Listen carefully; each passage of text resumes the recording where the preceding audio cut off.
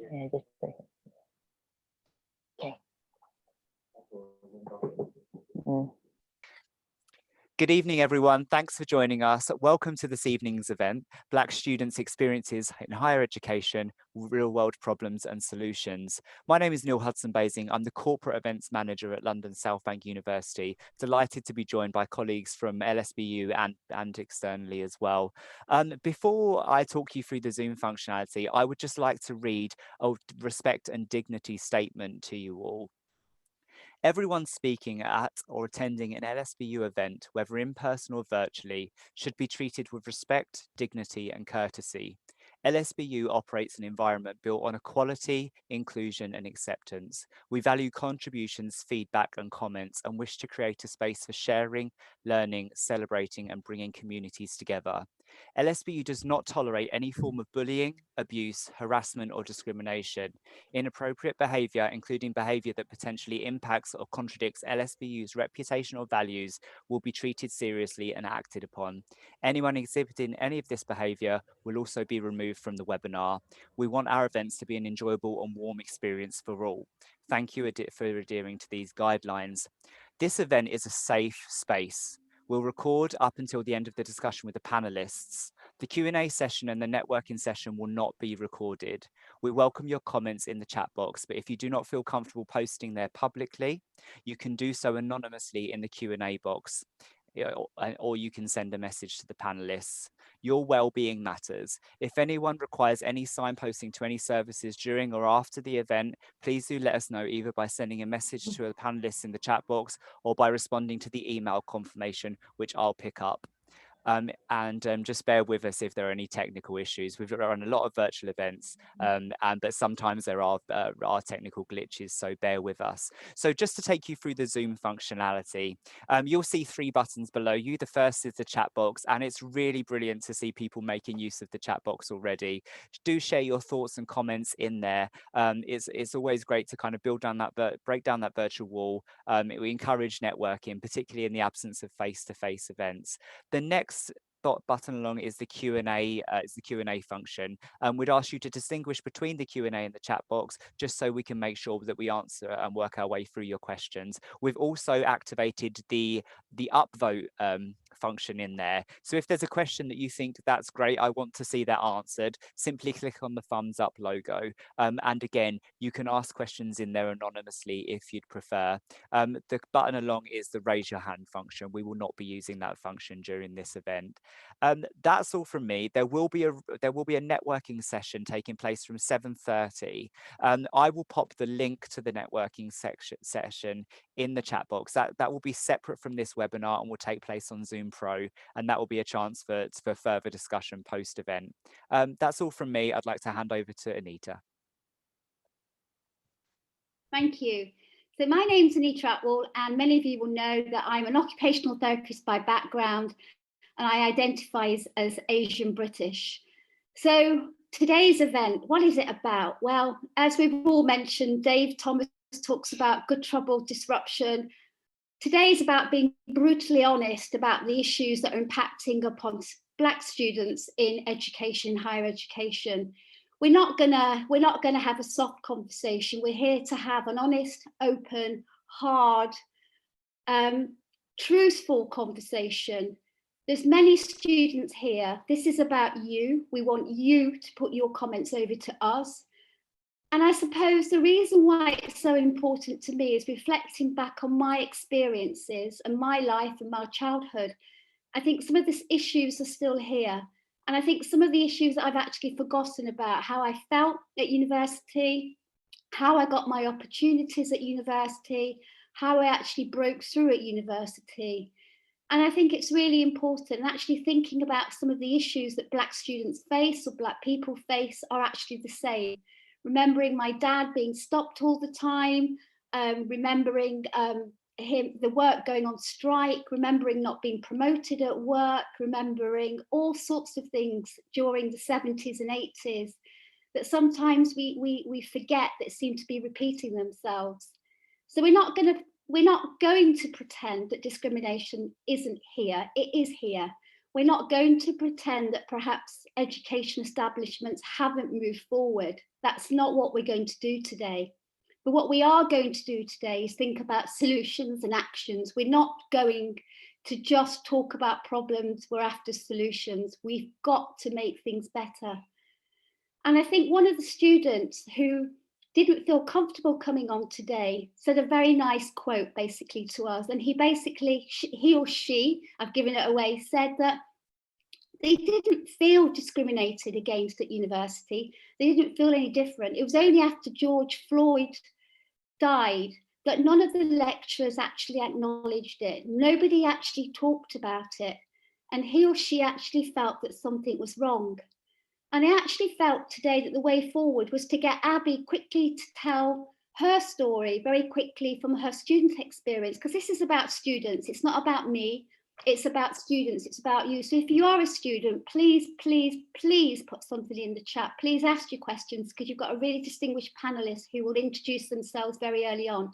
So I'm going to hand over to Abby, who is going to very quickly give us a brief outline of her experience of being at university at London South Bank. Hello, good evening, everyone. Thank you, Anita.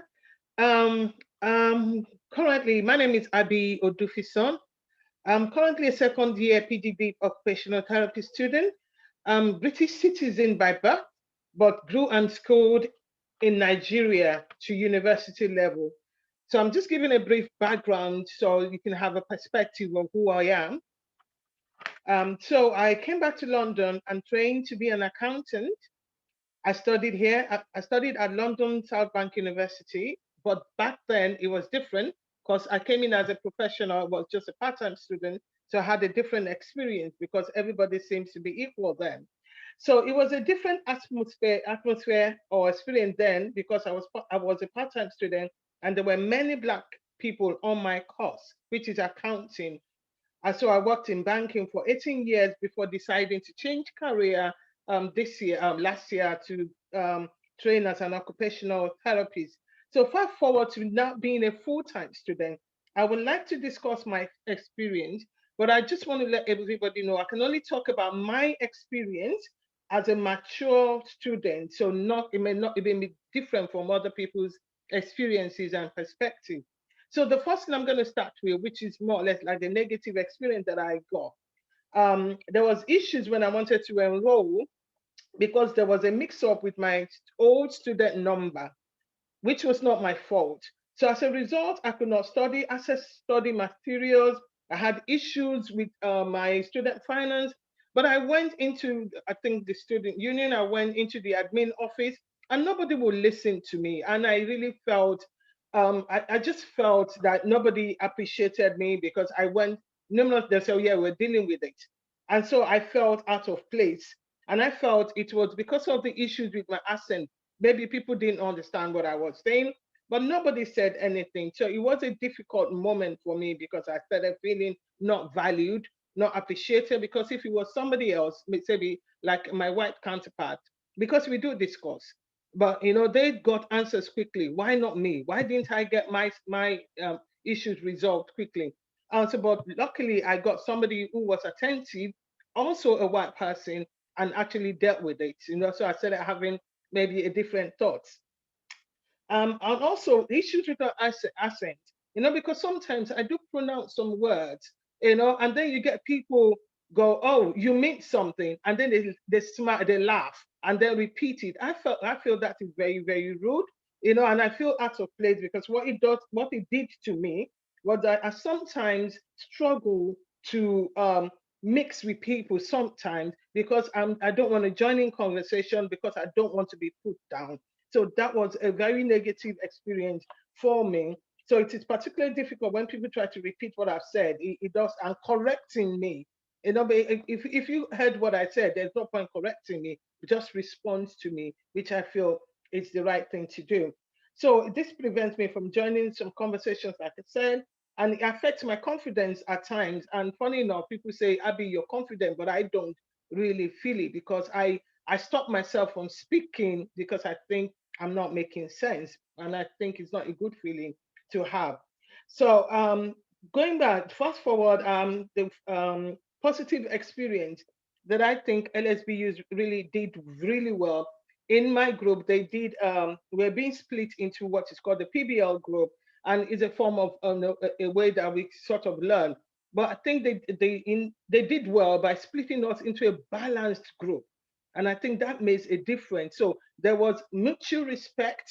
We could talk. Nobody felt you're better than the other. So, and I think that was a very positive experience, which I feel if you bring about togetherness, people feel valued and are able to give what they've got. So, so I just want to round up by saying being in the right group enhances the learning experience and it increases productivity as you get to understand on a much more personal level what other people are thinking about, because they think, let me hear your views, I want to hear your views. So I think it's a very good thing to bring people together, to listen to them, and to make them valued. Thank you very much.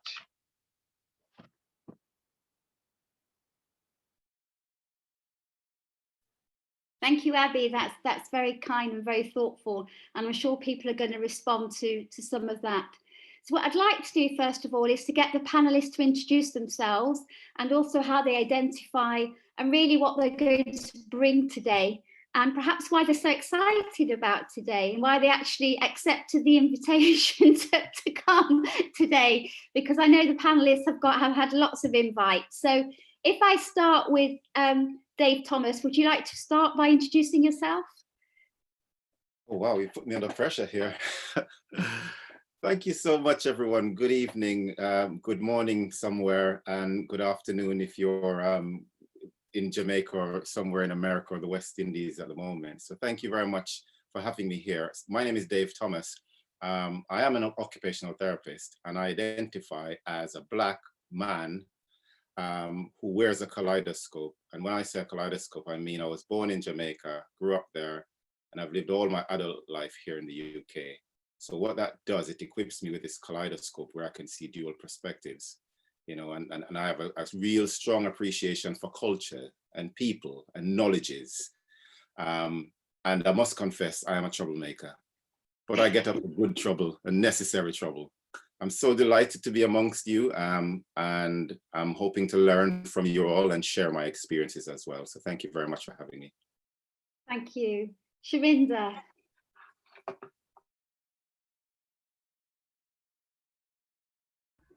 Yeah, just unmuted myself.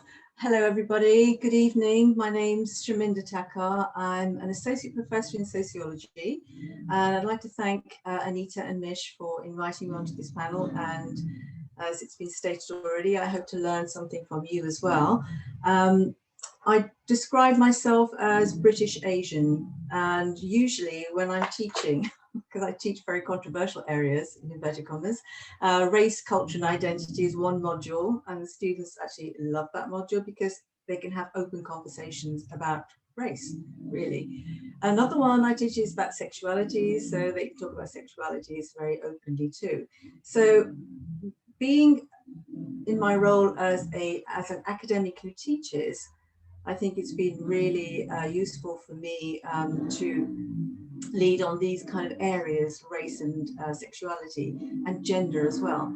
And I'm also a co-lead for the Race, Gender and Sexualities Research Group. So I have that kind of role, teaching role and research role, but I'm also a chair of a network for BAME staff called Equinet here at LSBU.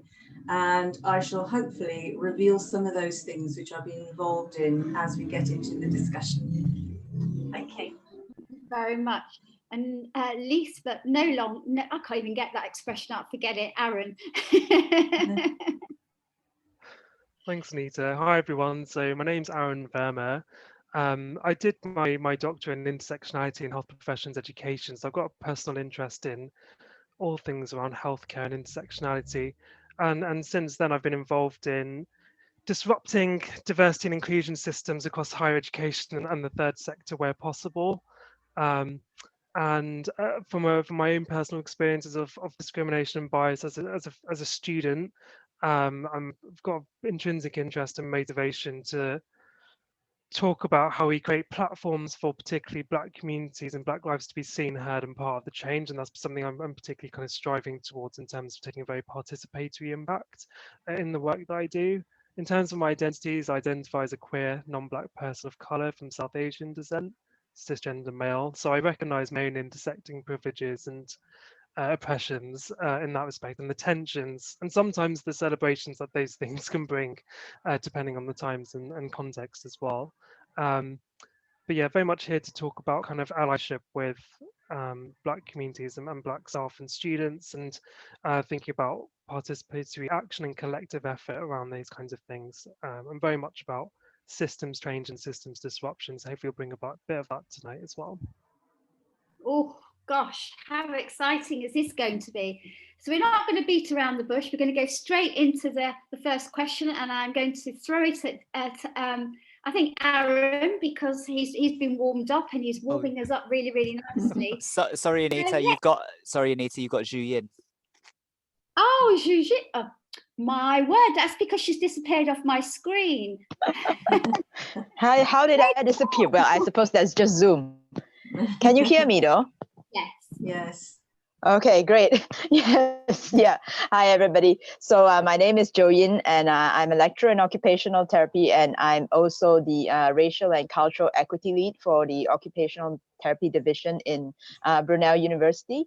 So I think my position is a somewhat unusual one, because I don't think there are any other racial cultural equity leads in this university. Most of the time, people have EDI roles, which are generic and they encompass a lot of things. But mine is specifically focused. Yeah. So just to give a little bit of background about the context where I come from. So I teach health and social inequities. I've just finished teaching this module where I've been teaching students on how to have brave conversations, to overcome medical mistrust in historically and systemically oppressed populations. I also teach trauma and stress response, where I've also tried to incorporate elements of race-based trauma. Coming from the political context where I originated from, I've been through situations where I have been demonized for my racial and cultural identity. So I think a lot of these experiences in my home context, I think you can tell from my accent that I'm a rather new migrant to the UK, but these experiences in my home context have informed a lot of my work here, and have enabled me to do a lot of my work. So I also just want to bring up a particular point. I mean, before we start, I also just want to acknowledge that this event, I mean, is about Black students, and I think all academics have been really have been quite snowed under with this particular academic year. Where we have had to shift everything online, so that there's a significant increase in workload. So I think when I accepted the invitation, I didn't really look all that carefully in it, and all I knew was that I was going to come and talk about some of the work that I've done in my university, and I didn't realize that it was actually about Black students, and I didn't realize that our panel actually consists of more Asian people than Black people. So I think this is a very important point to acknowledge, because had I realized it earlier, because just being so snowed under and not looking very carefully, I accepted, and now I'm and then I brought it up, I was in two minds whether I should bring it up to the organizers, and I talked to them about it before, and then they said, oh yes, please bring this up as a point for discussion. So I think this is important to acknowledge. If I had read the invitation properly in the beginning, I would probably have asked my Black colleague, who is also a member of our racial and cultural equity working group, to come in and talk about the work that we're doing in my university instead. Although it's a little bit, when I realized it was a little bit too last minute, so I just think it's important to raise up and acknowledge. Okay, thank you very much. Thank you. We do need to move on, so thank you for that. But we do need to move on to the main topic of today. So thank you.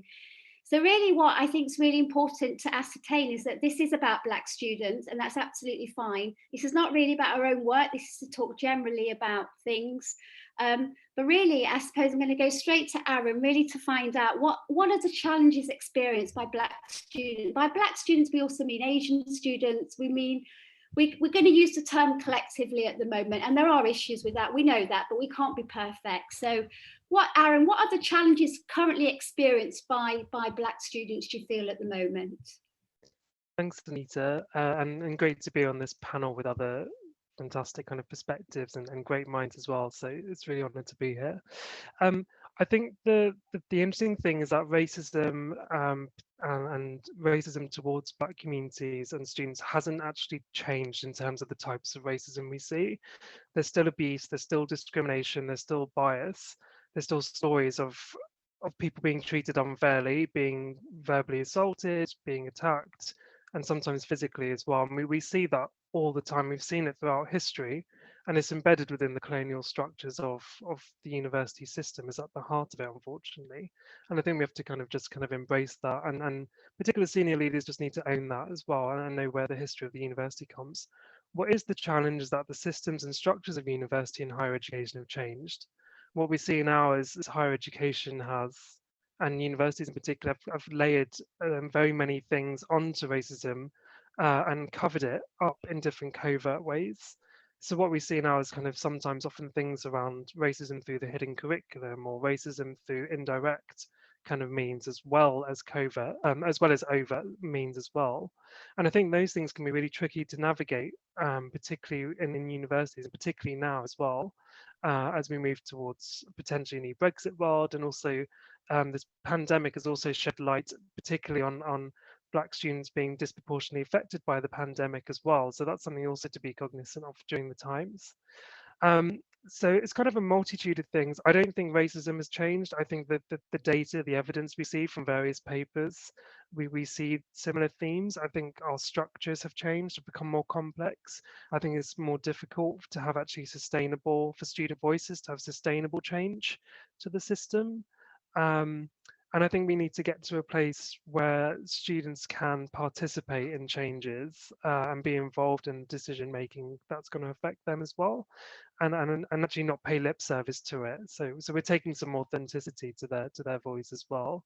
That's probably my holistic overview of of where I see some of the student challenges, without going into too much detail. But hopefully that paints a good landscape for others to contribute as well.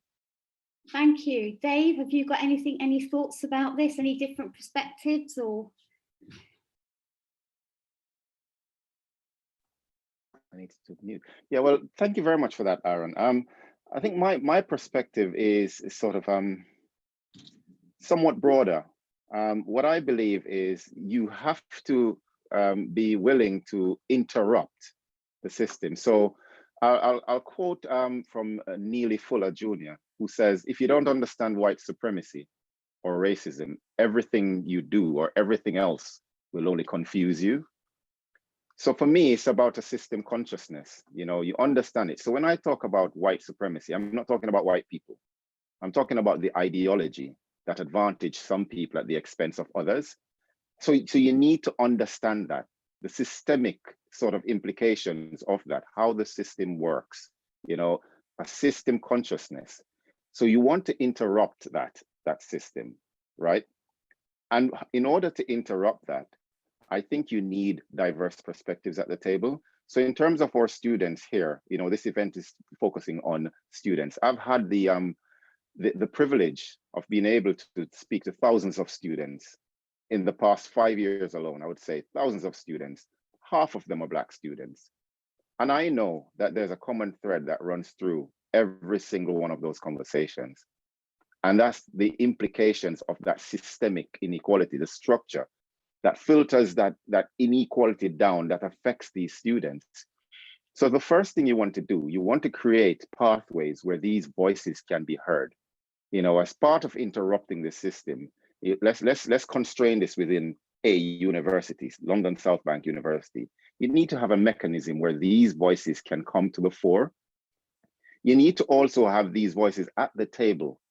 You need to have other voices at the table as well.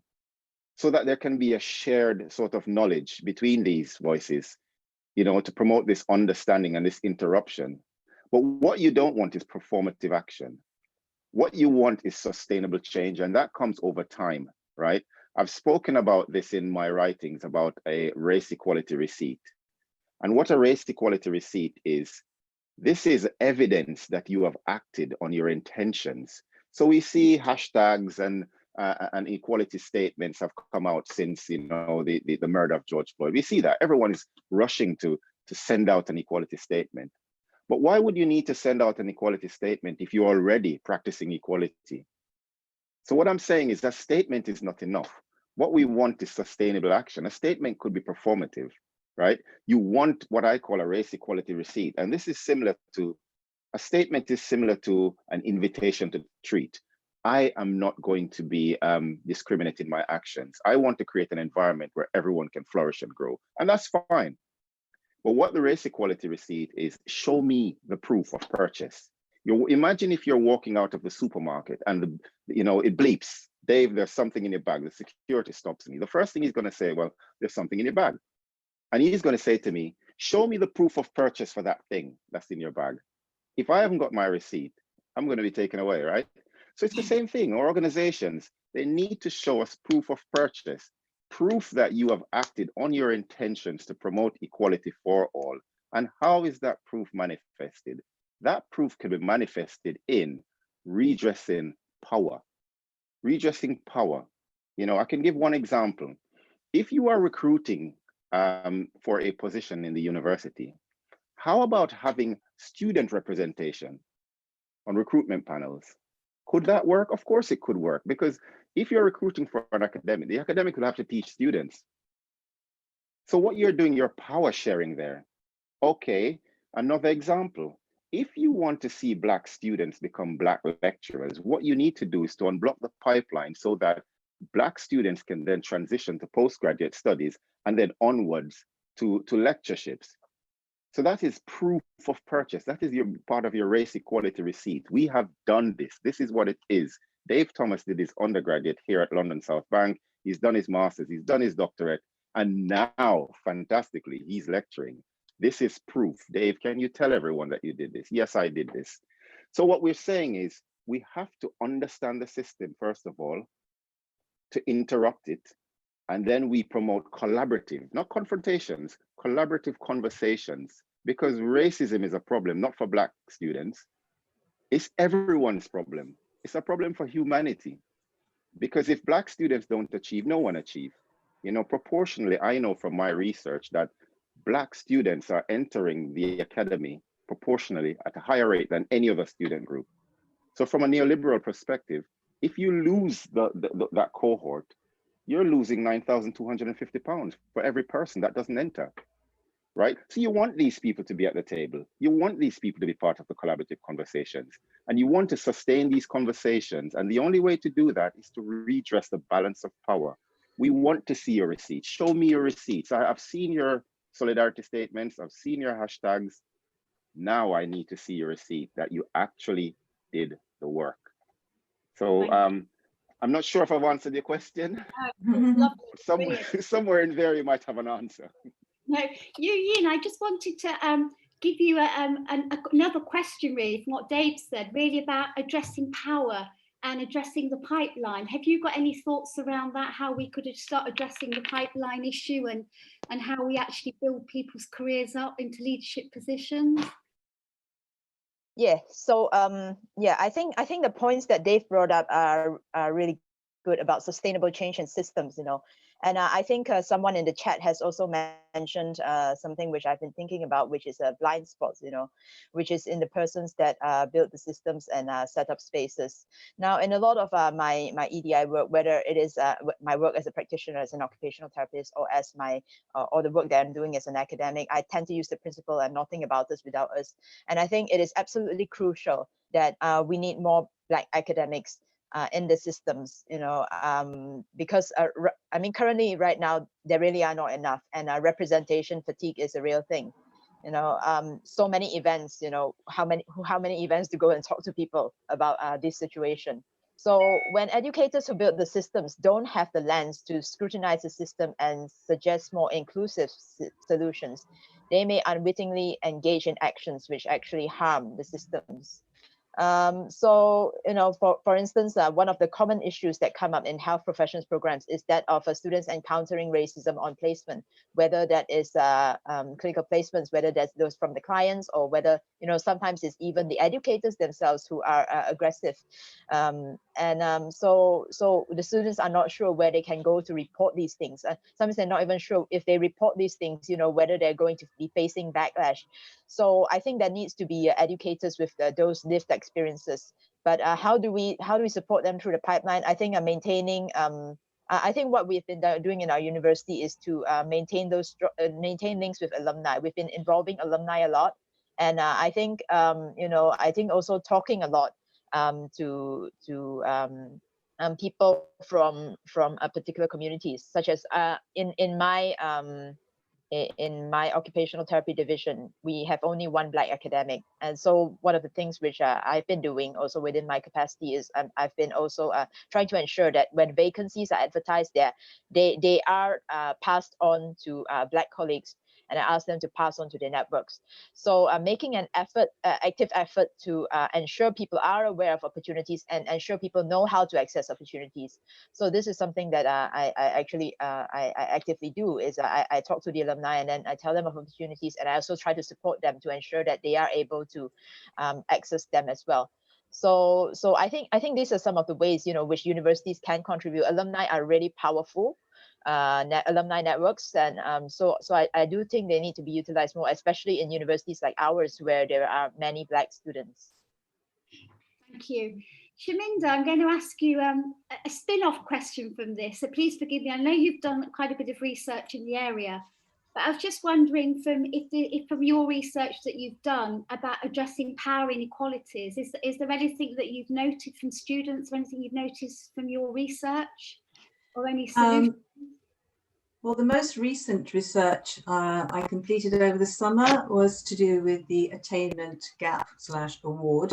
And we interviewed, and we had focus groups and a survey which went out to all students, and it's for undergraduate and postgraduate students.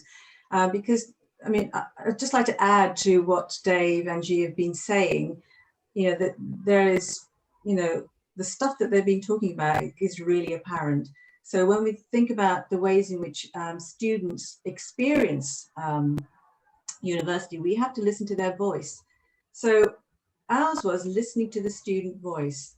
So we sent out a survey, we had a huge response, and then people wanted to be involved in the focus groups and in the interviews, and we've just kind of started writing up the results. And the research which I'm doing also links to the research which I will be doing on decolonizing the curriculum, because I don't think you can kind of separate the two, because there are certain things that we need to do within the structures of an institution such as a university, where we can encourage students to express themselves and to value what they actually bring in to the actual learning experience and to the learning environment. So with my research, I've done some research recently, but my research on the student experience, whether it's to do with African, Caribbean or Asian or Bangladeshi or Pakistani students, I have done that research before. We can go back 10 years ago, I started doing that research.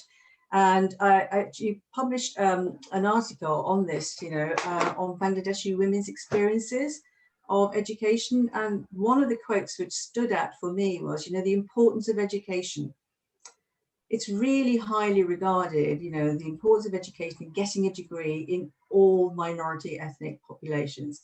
So this woman, she said to me, I know a degree doesn't guarantee a job, but I wanted to do a degree. For me, it's an achievement because a degree is worth a lot. So if a degree is worth a lot and the aspirations are there, surely institutions should be accommodating that as well. So we've got kind of a lot of response from the students, and especially in the context of COVID-19, minority ethnic students, I'll say minority ethnic rather than BAME, they're less likely to have access to technology, when they're required to learn at home, because they will use the facilities in the university. So they will spend more time using the resources which are available at the university. So more resources need to be opened up to students. And the pandemic has shown this as well. And they're more likely to live at home rather than on campus, which may affect their student experience. So in terms of minority ethnic students, they're more likely to also to be in paid employment. So there's a power imbalance there already. But worryingly, they also talked about the microaggression and the racism which they experienced, and the extent of that racism, whether you're undergraduate or postgraduate. So we need to provide students with clear guidance on reporting racism and including microaggressions, and provide training actually for staff on these kinds of things, because there may be unwitting racism which is operating within institutions. So the power issue is in the context of not being able to speak to people who look like you as well. And therefore they brought up the whole issue of role models. So I didn't want to repeat what other speakers said before me, but these are the kind of findings, during the pandemic, and it has led to, somebody mentioned already about the impact on mental health. Loneliness is one of those as well. If they can't come into university to escape their homes and so on, because everybody needs to escape their home, then, we're not doing our job in a way really to include people. So obviously there's inclusion, exclusion, and power relations within the university. But I have done some work as chair of Equinet, and the whole issue of racism came to the fore when George Floyd, was murdered. And suddenly there's a huge interest. I think, Dave, you said that as well, about the ways in which people have become so interested, even like corporations, they want to wear their badge. It's almost like a badge to say, I'm an anti-racist, but actually they won't say the word anti-racist either. So in terms of universities facing challenges, as Dave already said, it's not enough just to bring out a statement. You actually have to make that change happen. And it's to do with systemic racism, it's to do with structural racism as well. So we need to be mindful of the sort of things that we can do, especially during a pandemic that we're in at the moment. I'll stop there, but I'll talk about other things later. Thank you. And I suppose a question I wanted to throw at Aaron really was about high tariff and low tariff universities. So I just wondered if you had a view about Black students entering high tariff and low tariff universities, and if you'd noticed or observed anything around power structures, and whether or not low tariff or high tariff universities were doing anything differently in terms of addressing inequality. So do you mind perhaps just give me a definition of low tariff and high tariff universities, just so I'm clear, and then everyone else is. To get into certain universities, you need a certain grade, which we regard as a high tariff. So if you need Oxford and Cambridge, it's 3 stars plus God knows what. Maybe to go to a lower tariff university, a non-Russell Group university, you may have different grades offered to you to do the similar course. That's what I mean by low tariff, high tariff universities. And I was just wondering if you had any thoughts about the types of universities that Black students go to, and whether or not there were power differences, or there was choices, deliberate choices that were made or impacting upon the experience. In my experience of working across these types of institutions, and in applied research kind of institutions as well, I tend to find, like, well, as we described, the low tariff, or probably what I'd probably describe as post-1992 universities as well, being particularly having to be more creative in their widening access and internationalization strategies and approaches. It doesn't mean they've got it right all the time, most of the time, but I tend to find that they strike me as more innovative and more open to change in terms of particularly kind of race issues and power relationships. However, having said that, we are seeing more of the high tariff, more high profile universities trying to address this. I question the tokenisticness of these agendas, to be honest, and I keep seeing now over the last 3 months a lot of Russell Group and Red Brick unis really kind of driving studentships for Black students and at the PhD level and the postgraduate level, which I think is great, but I don't understand how they're going to be supported when they leave, or when they get past their degrees, or when they are successful, what happens next for them? So I think there's a bit of a skepticism that I have in terms of some of the strategies that are deployed or being implemented at the moment. One of the things that I haven't come across is a higher education institution that's developed a equality or diversity strategy in consultation with the student body. And I think that's a huge issue. I think students' unions, particularly probably in low tariff universities, tend to be a bit more open to well, they're a bit more heard, I think, from my experiences and from what I've heard and through speaking with others as well. And I think there's still a way to go for students' unions and all those the kind of student-led organisations in universities to be heard as well and part of that. So that would be kind of my perspective on that. But I think there is a significant issue that if senior leaders aren't consulting their students on a diversity and inclusion strategy, then it's probably not going to work as well as they want it to. So I think that's probably something quite important to consider. And it probably speaks to Dave and Shaminder and the panelists' thoughts on interrupting and involving as well. So yeah. Thank you. So Shaminder started to talk about some of the challenges facing Black students, and Shaminder very nicely mentioned the attainment gap. I just wondered if we could continue this conversation, and I'll start with Dave Thomas really about what do you think the challenges are that really impact upon student outcomes? So Shaminder's mentioned the attainment gap. Is there anything else from your experience and from your research that impacts upon student outcomes? Yeah. Thank you so much, Shaminder, for that really important question. I believe I'll preface my answer with quoting Brooke and Nichols, who in 2007 they did a piece of research with a sample of 65,000 graduates, and what they found was that considering all other factors such as entry qualification, age, gender, sexuality, all of those, race was statistically significant in determining the outcomes for students from minority ethnic background. So that was quite telling, actually. And that is, what's that, 13 years ago? Oh, sorry, 23 years ago, right? That's a long time ago, basically. So what I'm saying here is that this is not new news. I'll also say, and this is very important for every single student from a Black, Asian, and minority ethnic background, or in fact, most importantly, from a Black background, the fact that there is an attainment differential of 13% currently between white and BAME students, that's not your destiny. That is not your fate. There's a 25% differential between white and Black students. This is Black African students. That is not your fate. The person talking to you now, Dave Thomas, I can tell you this with confidence. I got a first-class honors degree in my occupational therapy program, and I graduated as the highest achieving, academically achieving student. So I'm sitting here as living proof that that attainment gap, as they call it, doesn't affect everyone. It shouldn't affect you. Now, let's answer the question. What I'm saying here is that the attainment gap is multi-causal, right? There are many factors. What we know and what I know from my research is that if you have, if you aren't able to provide positive interactions with teaching staff, between students and teachers, you will be unable to stimulate, trigger, and sustain their interest.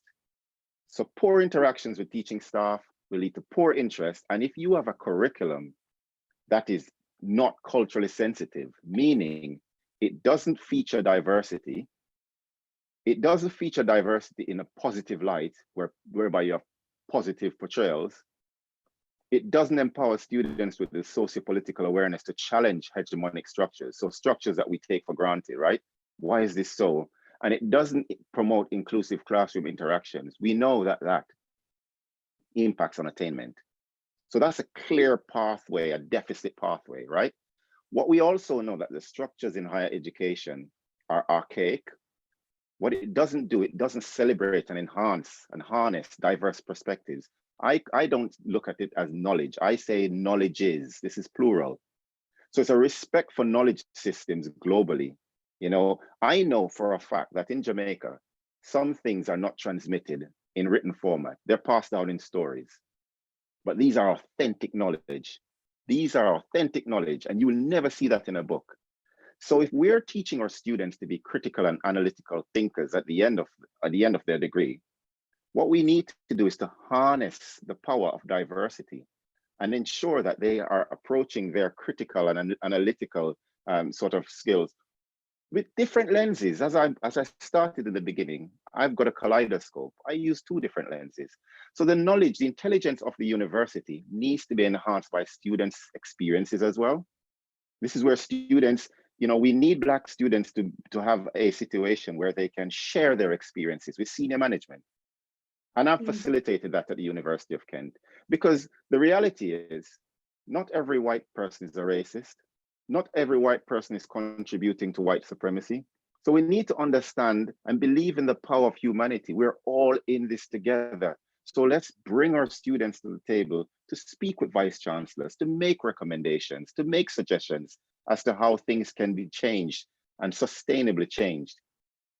So I hope I've answered the question, but the one thing, if no one takes from this, is when, and I speak about it in the deficit sort of paradigm, when you hear about the BAME attainment gap for every Black student out there or every BAME student out there, that is not your destiny. As they say in Jamaica, if you mind your own business, meaning do your work, control the things that you can control, then you will get the best outcomes that you could get. Of course, there are other factors, but there are things that you can control. That is not your destiny. I agree, Dave. And I think it probably, reflecting on my own childhood, I had a father who always told me you had to be better than everybody else to succeed. And that shouldn't be that way either. You know, you shouldn't actually have to have a first-class honours disease degree to get noticed either. So I think it's really interesting and a really powerful statement to make, and really inspiring. Yi Ying, have you got anything to add from your experience about, particularly from your race equality group? Have you noticed any issues that have been impacting upon student outcomes or progression? I suppose the main thing right now, I mean, I'm just only getting started to work on the awarding gap issues in my institution.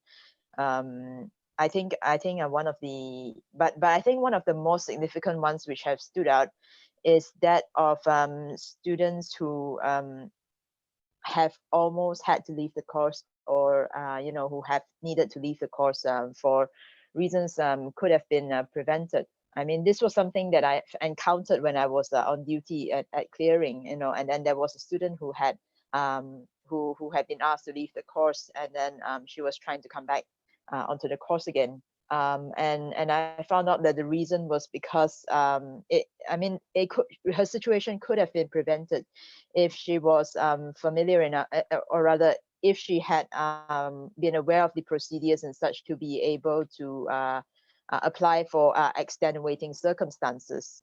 And just around that time, you know, just before clearing, I had actually managed to prevent a student from leaving the course for the same reason, where the student could have been entitled to extenuating circumstances, but the student did not see herself as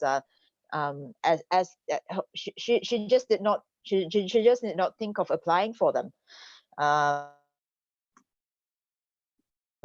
You know, and that just happened to be a module which I happen to be managing. So I think this you know, in terms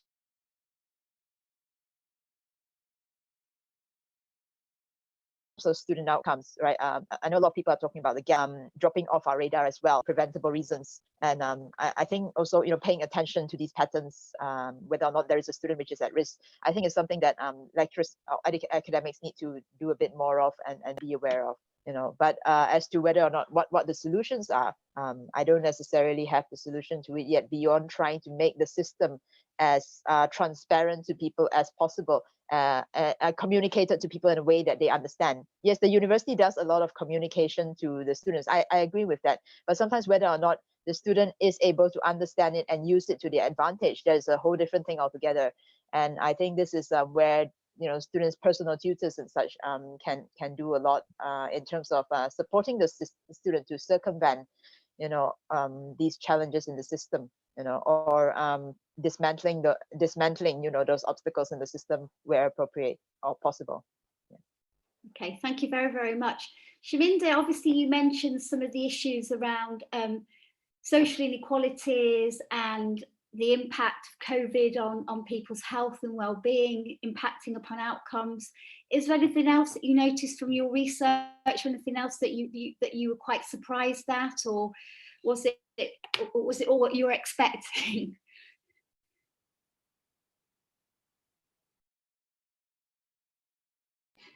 I was on mute. Sorry about that. I think probably it made it a special situation because nobody had experienced this before. So I think it had a huge impact on the mental health of my students. So when I teach and I see my students, I always talk to them. And this is what I've done, in real life or whether it's online. I always talk to them, always manage to talk to them, and they always tell me how they are, because I really do care about, some of them are not showing their faces or their cameras are not on.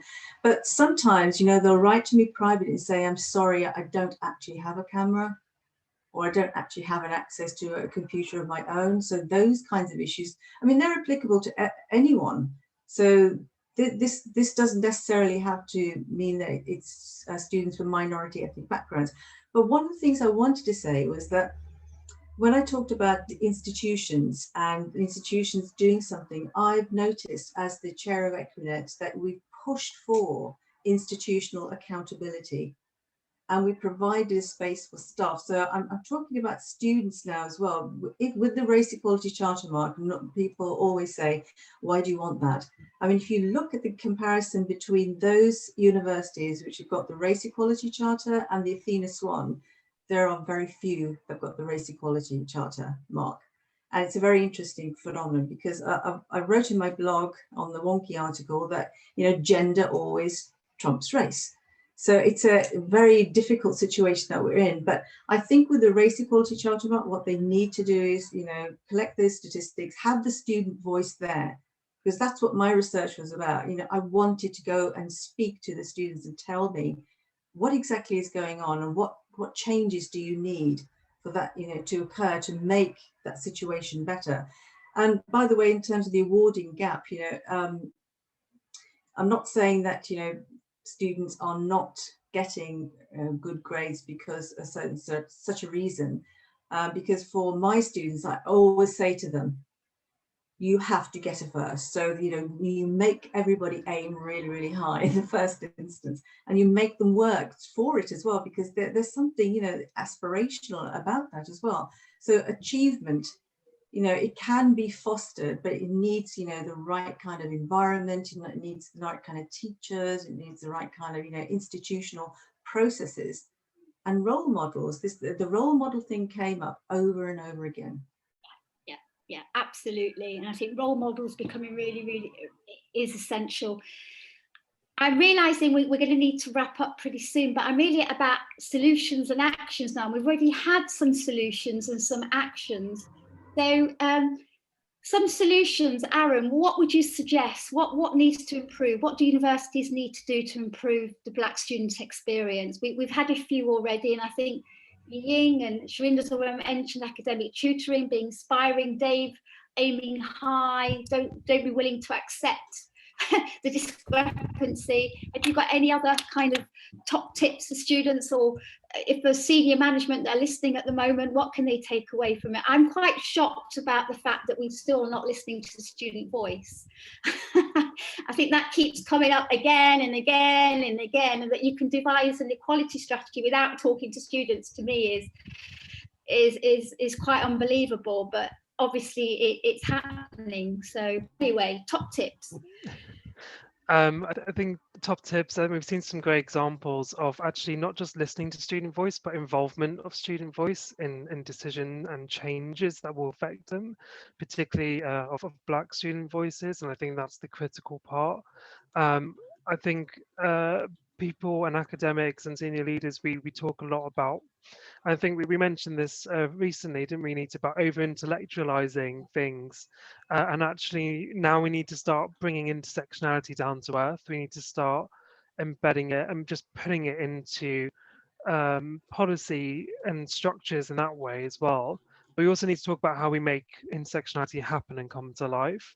And that can only work from one organization to another. It's not a silver bullet theory or principle in that respect. But if we start bringing it to life for LSBU or for the next university, then we've got a good chance of getting it right. The other top tip is really being careful about prioritizing which students are the most marginalized and really recognizing how you're going to address their needs. And I think it's also that thing of, if we get it right for the most marginalized group in for students, we'll get it right for pretty much everyone else. And I think it's recognizing that battle starts with the most marginalized and deprived community. And we all know which community that is. So we just need to start getting on with it, I think, and start putting some tangible actions, tangible concrete goals, and finding, as Dave mentioned, getting those receipts back, I think, which is a really nice metaphor for that. So yeah. Because you don't get your money back, do you, Dave? If you haven't got your receipt. No, absolutely not.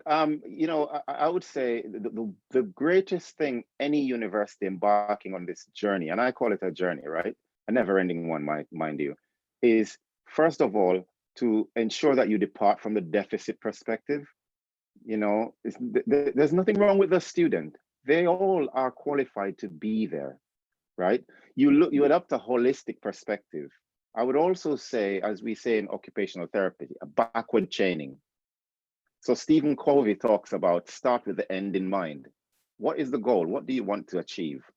The third thing I would say is conversations about race inequality are uncomfortable. Sit in your discomfort. Name it. Name the thing, the elephant that's in the room. We're talking about race. We're talking about race. You have to name it and own it before you can deal with it. And if it is not uncomfortable, if it doesn't provoke a level of guilt, it means you're not doing it right. It is supposed to be a messy process. You know, we talk about decolonization. It is a messy process. Aaron, you spoke about intersectionality. That was coined by Black women in America. It's a mess. We need to not depoliticize it, but actually maintain the politicized nature of it, because it is political intersectionality. You know, when the Suffrages Act was passed, women got the right to vote, but Black women still weren't able to vote at that point. Yeah. So anyway, adopt an intersectional approach, a holistic approach. We need to see the receipts, the race equality receipts. So all these statements, these hashtags, all of those are what you call in legal parlance, invitation to treat. It's like a sign in a store shop front that says, sale up to 50% off. And you take up the product and they said, oh, it was up to 50, but this one is 3% off. We don't want invitation to treat. We want the race equality receipt. And what does that entail? So signing up as part of the race equality charter is not the silver bullet. But as someone who works with advanced HE to assess these charters, I've seen many of those, and I've assessed many of those. That is the only framework right now in UK higher education that enables us to assess the extent to which we are promoting attainment, success, and progression for staff and students from minority ethnic background. The only one. Sign up for that one. That gives you that framework. You can embark on that 3-year journey. The third thing is redressing power. Disrupting these power structures and reapportioning these power. Elevate students. Use these students' voices. The next thing is knowledges, not knowledge. Incorporate diverse perspectives in your policy, practices, processes, procedures. That is the only way you'll cater for the ever increasingly diverse academy that we have. Harness the power of diversity. That's our biggest resource. People are our resource. Students are diverse. Learn from them. Use their perspectives to enhance what we do. And I won't bore you anymore. But finally, I keep saying it. Unless you can produce a receipt, you have not paid for that product. Show us your receipts. Show us what you have done. Evidence what you've done. Oh, very, very, very, very. I've got my hairs have stood up on my back actually. Jou Yin, anything to add, or you must have some observations or some solutions as well, or some ideas? Well, I think Arun and Dave have addressed have provided some really good big picture solutions. But I think the main thing that I just want to add is a one question. I know that there are quite a lot of allies here listening in chat, or people hoping that or what can we do to improve our allyship better. So maybe that is where I can talk from. I think a lot of the solutions need to come from the people who are in positions of power, being willing to give up that power or share that power. So I think a lot of it involves creating opportunities for people and making space for them to play to their strengths. Like Dave was talking about how we don't want to look at students from a deficit perspective. And I think that's really important, which is something that I see, someone who has been an international student myself. When I was here as an international student for my international students induction, I remember my program director trying to ask me all sorts of questions in a subtle way to get me to sign up for English language classes. So yeah, she just assumed I have a deficit, just because I'm an international student. Yep. And it wasn't until I told her that I've published academically in English that she kind of like, okay, she stepped back. But that is part of the reason we don't start with assuming a deficit perspective. I think it's important to just assume the best of our students. My students have done a lot of extraordinary things. I think a lot of the developments which we have had within our occupational therapy division in Brunel University are actually very much student-led. And so as a result of what we have learned, if it wasn't for the students, we wouldn't have been able to transform ourselves so drastically. So I am actually very grateful to my students for stepping up and sometimes even advocating for their lecturers, of color, especially because we've had academics who have been around maybe for years and are not necessarily being able to speak up for themselves. But I think harnessing collective energy, students always feel like you're powerless, but you may feel like you're powerless alone, but when you're working together as a collective, and then you're working together with your allies, identify your allies in the institution, the academics who will appreciate you being that critical friend, who will appreciate you applying that pressure. I think you can do a lot as students. You're very powerful. You're more powerful than you realize. So I think that's the main message that I want students here to know. Yeah. Thank you. Can I just ask each of you for your take-home message before we go on to and that would have been a lovely way to stop, but can I just have a quick take-home message for students at the moment, and then we'll go on to questions. So Arun, what would be your take-home message? I think for me, as someone that identifies as a non-Black person of colour, I think move from being an activist and an advocate and start conspiring with your Black peers and Black staff and Black students to advocate and provide them with a platform to be heard, be seen, and be part of the change. So I think that conspirator part is really critical for moving the student voice forward and into actual action as well. So I'll advocate for conspiration in that respect. Thank you. Shaminder.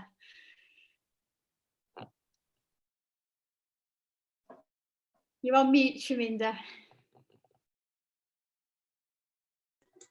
Sorry. Because I've been doing the research on the student voice, I'd say, be heard, have a voice, make the change and be the change, actually, because we can't do it without the students either, because the students are the living heart of the university.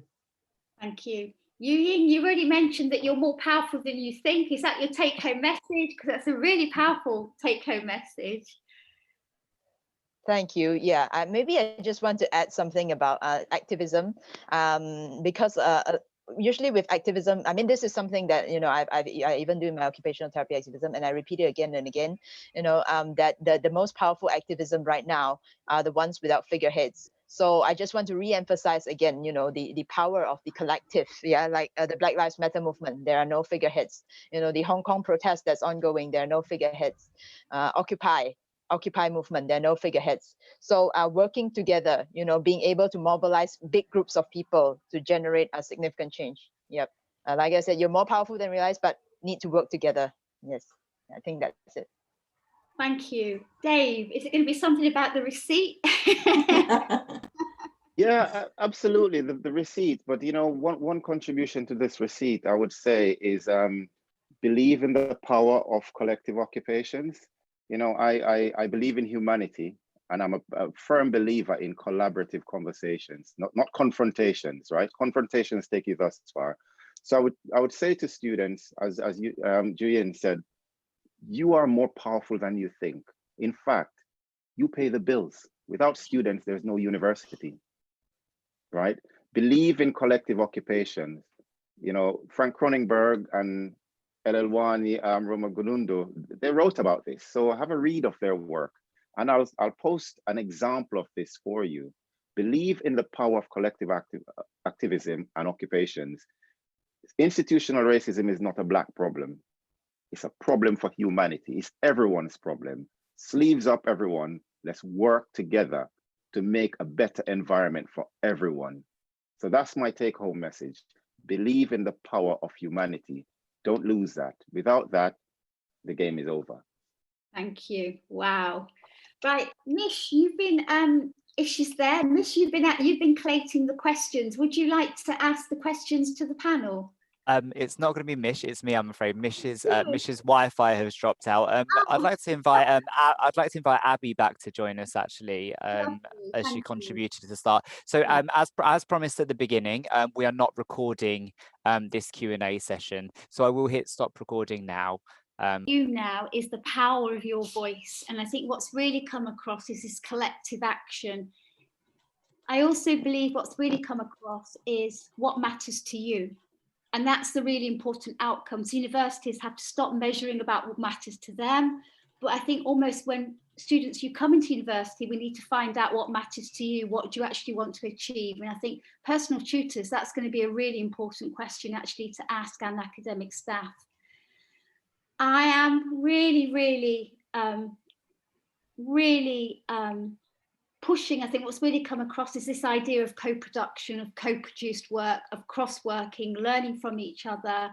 I think it's been really reinforcing to senior management that they cannot do things on their own. They cannot write strategies on their own, but they cannot always expect Black staff to do it all for them either. There has to be a collective action.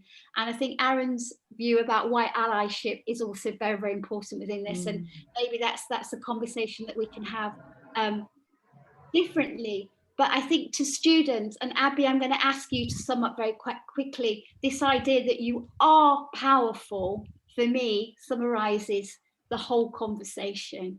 Abby, is there anything that you want to add that I've missed? You're on mute, Abby. Oh, sorry. Yes, you have. Thank you, Anita. And I think you have said it wonderfully well. But it's also the openness of the university and not just expecting students to just fit into the ideal that they have created without listening to the voices of the students. So it's just showing that it's not just filling in the form or the checklist or the tick list, but they're actually wanted or doing what they said they're going to do. And I just want to commend LSBU because we've seen the Black tutor in occupational therapy therapies this year, and I think it's very commendable because that was another issue for me as a person. So well done to LSBU for starting a new thing. Hopefully it will continue. Thank you. So Neil, are we clicking on the link now from the email box? Thank you. Yep. Okay. Yep, check your inboxes, everyone. The link will be in there. Any problems, email me at events@lsbu.ac.uk, and we'll see you in the networking session shortly. Thank you to all our panelists for a brilliant discussion. Thank you. Thank you very much. Bye-bye. See you in a bit. Bye, everyone. See you in a See you second. in a bit. Yeah.